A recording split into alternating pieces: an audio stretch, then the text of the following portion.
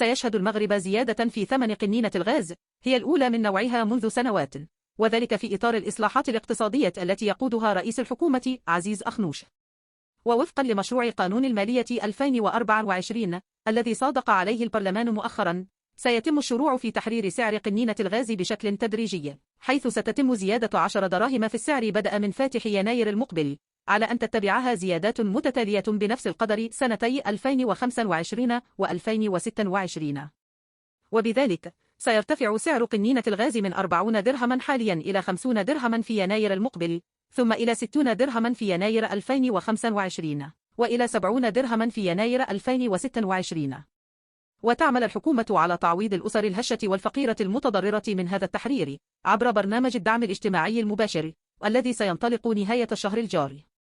وبحسب الحكومة، فإن زيادة 10 دراهم في سعر قنينة الغاز من شأنه أن يوفر على خزينة الدولة ما يفوق المليار درهم سنويا، علما أن صندوق المقسط يؤدي سنويا 15 مليار درهم لدعم أسعار غاز البوتان.